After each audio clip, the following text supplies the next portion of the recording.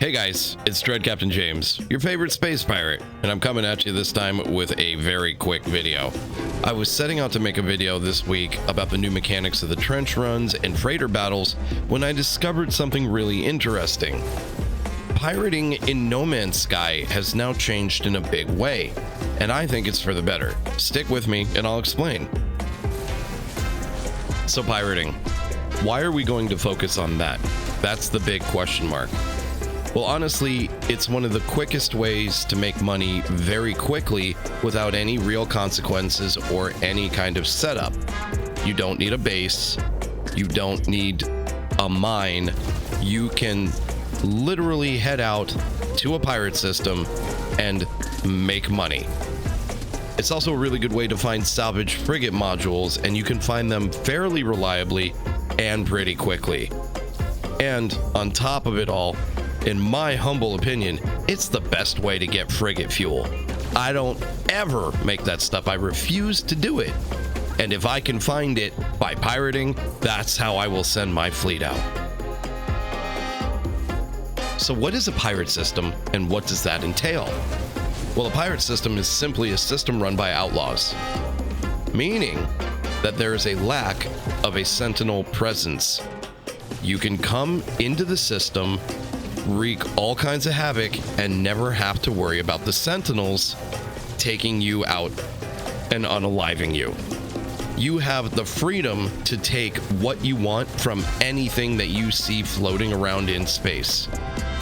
Pirates, this all sounds well and good, so how do you find these particular systems, you might be asking yourself? Well, this is where the necessity of an economy and a conflict scanner come into play. So how do they work?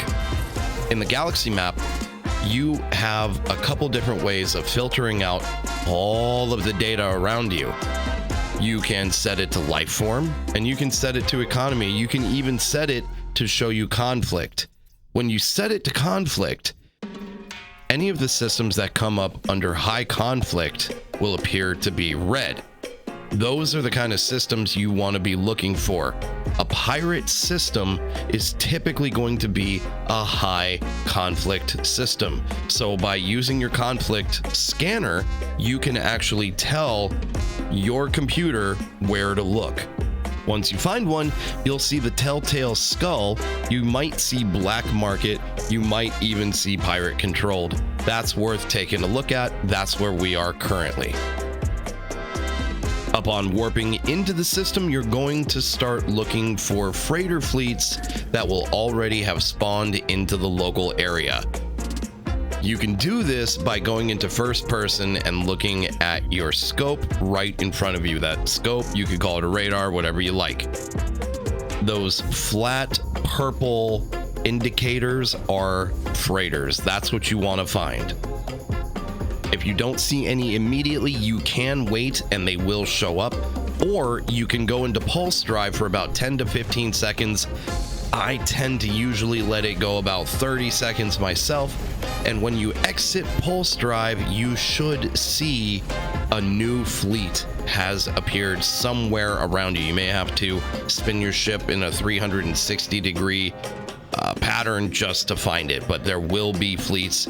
And if you don't see them immediately, it may take them a moment to actually show up.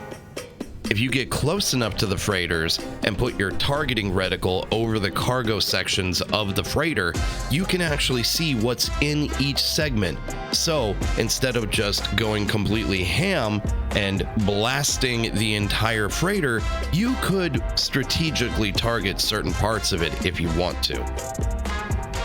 Now, normally, once I have found a freighter that I feel is worth poaching, I normally go to the very front of it, take out the 2 defense turrets, then run around to the back and take out any more that might exist back there. In this case, the reason I'm making this video, I noticed something interesting. The freighters had shields up, and I'd never seen that before, and those shields looked exactly like they did in the freighter battles that have now changed. So the first thing I tried doing was just simply blasting through the shields to see how strong they actually were. And they could take a fair share of punishment, but eventually they did go down.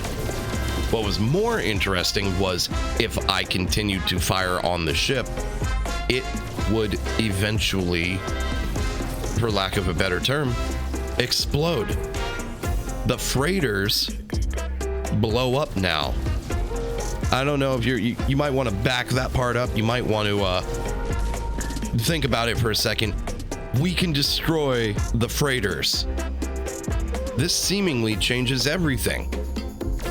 We now can engage freighters in the same way that the pirates would, making us the pirates, which makes a lot of sense.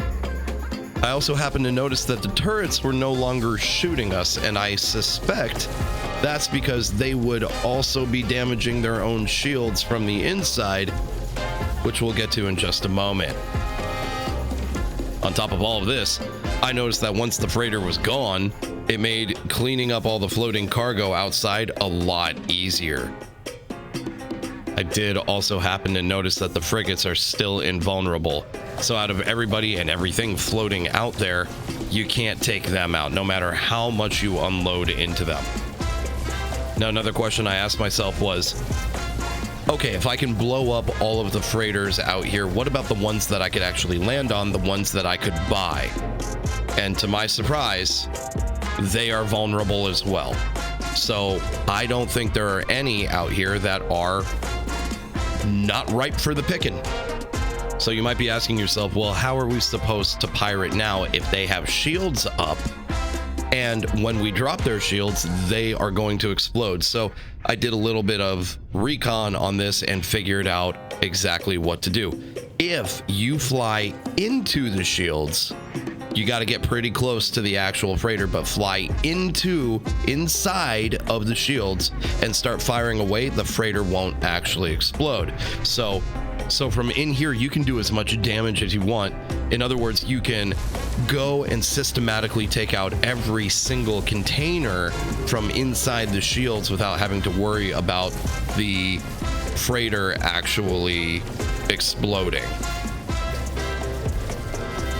Then once you're done, what you can do is you can fly outside or even attack the shields from within and drop them, immediately wheeling on the freighter and taking it out. From that point on, it probably has next to no HP left, and you can take it out from there.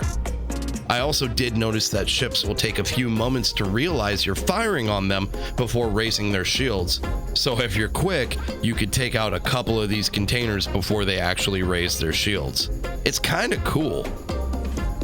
So during all of this, one of the things I was trying to remember to myself was the new power balancing mechanic that they have introduced could be very, very helpful here. Power balancing meaning you can send more power to your engines, your weapons, your shields, or just balance it all whenever it's necessary. Here would be a good opportunity, since you really don't need to focus on your shields too much, to power balance or send more power to your weapons, making them just a little bit stronger so that they can drop those shields quicker if you want to. The key on PC would be the slash or the question mark key, and if you are playing on console, it's going to be up on your D-pad. Each time you strike those keys or that pad, you are going to change where power is being diverted. Okay, so a couple other things not to forget too is, like I said earlier, I still believe this is the best way to get salvage frigate modules. Just during the recording of this video alone, I picked up 3 units myself. So if this is something that you're struggling with, pirating tends to be the quickest and most reliable way of finding these. Now, the other thing you're going to want to pay attention to is selling those pirated goods. If you're doing this for money, then this is where you're going to want to perk up and pay attention. You're going to want to find yourself a nice 3-star system. Those are rich systems. Everybody in those systems, those folks, they got money. You want to sell there. So this is where the economy scanner is going to come into play again. You're going to open up your galaxy map, and you're going to move around that galaxy until you see all 3 of those little stars lit up. That is your gold mine right there. Once you have entered the system of your choice, hopefully you picked one that has those 3 stars I was just talking about, you are going to want to head directly to a trading post and not the space station. Space station is fine, but you won't get top dollar. If you head down to the trading post, again, this is where you're going to need your economy scanner. Go ahead and activate it and you'll find a trading post. Once you get down there, you are going to engage with pilots as they land. If you sell this way, you won't impact the economy at all, and you will always, no matter how much of any one resource you sell, you will always get the best possible deal. Okay, so like I said, pretty quick video for today, but I couldn't believe what I saw and I had to make a video on it. I feel like this changes things a bit, makes pirating a bit more fun, and helps to keep it fresh.